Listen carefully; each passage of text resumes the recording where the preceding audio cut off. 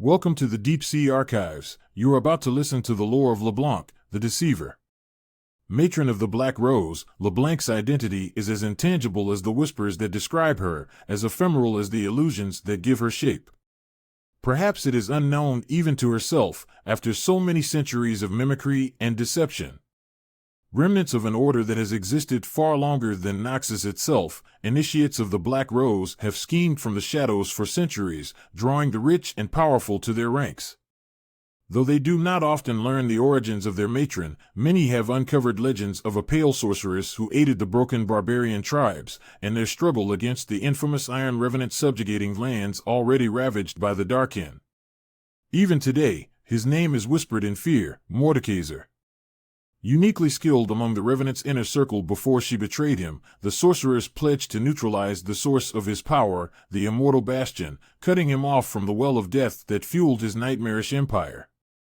Yet, even as the barbarians built an empire of their own in the Bastion's shadow, they failed to realize that the arcane secrets it held had not completely been locked away.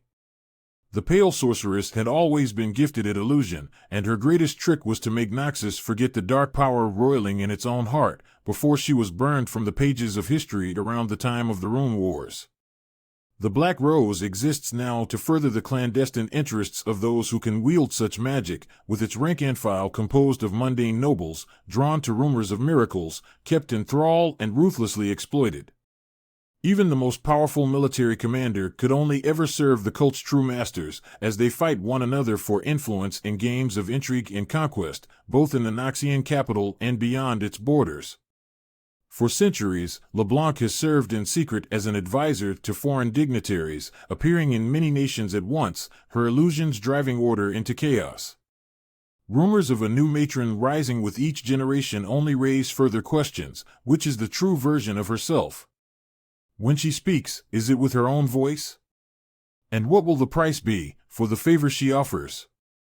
Boram Darkwill was but the latest to learn this last answer for himself. Though the Black Rose had aided his bid for the throne, he refused the counsel of their hand-picked advisors, requiring Leblanc to take drastic measures.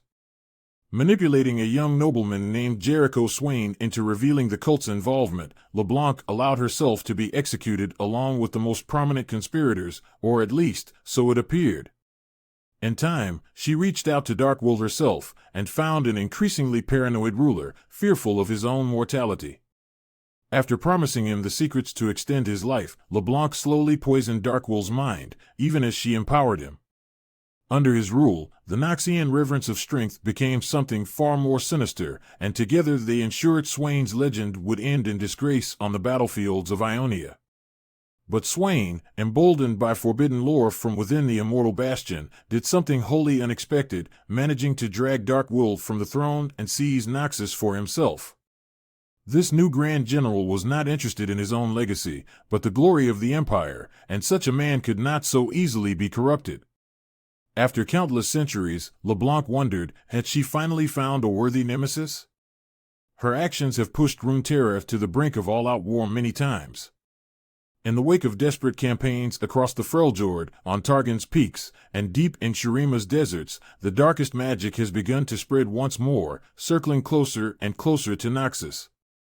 Whether Leblanc is still the same pale sorceress who betrayed the Iron Revenant, or merely one of countless hollow reflections, her influence clearly stems from ancient roots.